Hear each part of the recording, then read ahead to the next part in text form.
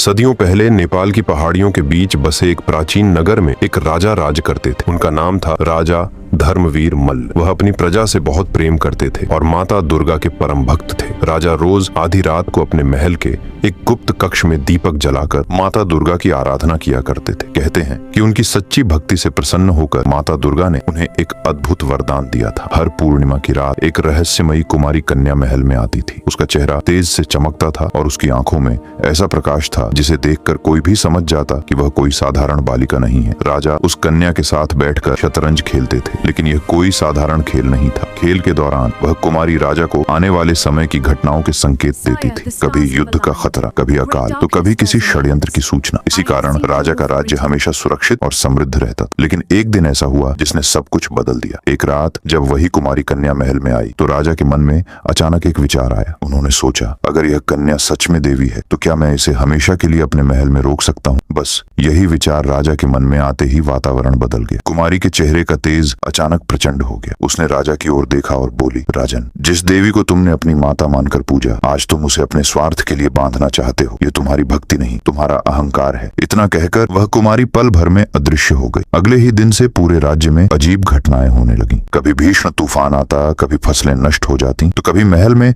रहस्यमयी आवाजें सुनाई देती। राजा को अपनी गलती का एहसास हुआ। वह महल छोड़कर जंगलों और मंदिरों में माता दुर्गा को ढूंढते हुए भटकने लगे। कई दिनों तक उन्होंने अन्न और जल का त्याग कर दिया। आखिरकार एक रात माता दुर्गा उनके सपने में प्रकट हुई। माता बोली, राजन, तुम्हारी गलती बड़ी थी, लेकिन तुम्हारा पश्चाताप सच्चा है, इसलिए मैं तुम्हें क्षमा करती हूँ। लेकिन अब मैं उस रूप में तुम्हारे पास कभी नहीं आऊंगी। अब से मैं इस नगर में एक निर्दोष बालिका के रूप में निवास करूंगी। वही मेरी शक्ति का प्रतीक होगी और उसी के माध्यम से मैं इस राज्य की रक्षा करूंगी। अगले ही दिन नगर के एक मंदिर में एक छोटी बच्ची के चेहरे पर अद्भुत तेज दिखाई दिया। मंदिर के पुजारियों ने उसे देवी का रूप मानकर पूजा शुरू कर दी। तब से आज तक उस परंपरा को निभाया जा रहा है। नेपाल में आज भी 3 से 12 वर्ष की एक बालिका को जीवित देवी मानकर पूजा जाता है और जैसे ही वह बालिका किशोरावस्था में पहुंचती है, देवी की शक्ति दूसरी पवित्र बच्ची में प्रकट हो जाती है। कहा जाता है कि जो भी सच्चे मन से उस जीवित देवी के दर्शन करता है, उसकी हर मनोकामना पूरी होती है। तो अगर आप भी माता दुर्गा की सच्ची भक्ति रखते हैं तो कमेंट में जरूर लिखें, जय माता दी।